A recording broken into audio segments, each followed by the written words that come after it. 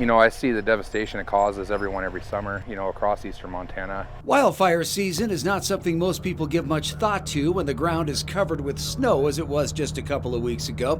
But under the surface, the threat of fire is always lurking across parts of eastern Montana. They're burning all the time, so look at the one that we're looking at, you could just see the little whiff of smoke coming out of the ground, but on a hot summer dry day, it takes nothing for the fuels to ignite from these burning coal seams. Corey Shagus has seen that time and time again as a volunteer firefighter and deputy DES coordinator for Custer County.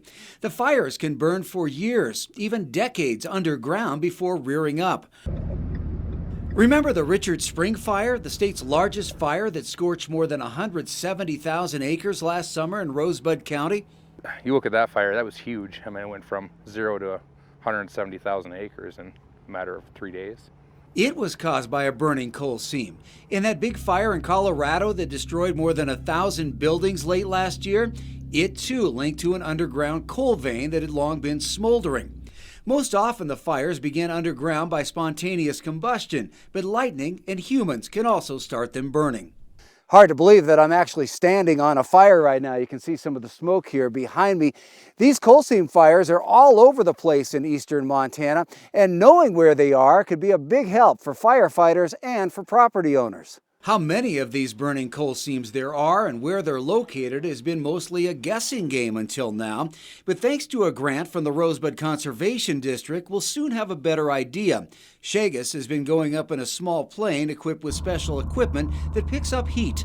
We could fly at 12,000 feet and we're picking up these hot spots like this here. It's pretty impressive. They've been flying grid patterns over a 4-county area that includes parts of the Crow and Northern Cheyenne reservations, pinpointing GPS coordinates of hot spots from the air, then hiking into those areas like we're doing to see if they are indeed coal seam fires. Most are. And it got us within 100 feet of every coal seam so far. Well, the fires often can't be seen with the naked eye. You can clearly see them from the thermal imaging camera on Clint Peterson's drone that he's flying over us.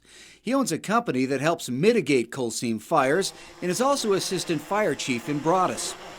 It's a disaster, we're a volunteer fire department, but we're full-time firefighters from, about the middle of May all the way through October anymore, and largely because of this. So it can be difficult, if not impossible, to get these underground fires out, but there are ways to mitigate them. I do think if you got an excavator down there, you could dig this bank off and actually remove it. But most of them are in such rough country, or a lot of them are, that you can't get to them, and so you'd have to doze around it and take all the fuel away from it. The hope is that once the coal seam fires are mapped, it will not only assist landowners and firefighters, but also make it easier to get federal help for this problem burning just below the surface. Knowing where they're at is a start to the solution, because without knowing where they're at, how do you identify and show your need to the federal government of the problem we have here? In Custer County, Russ Riesinger, MTN News.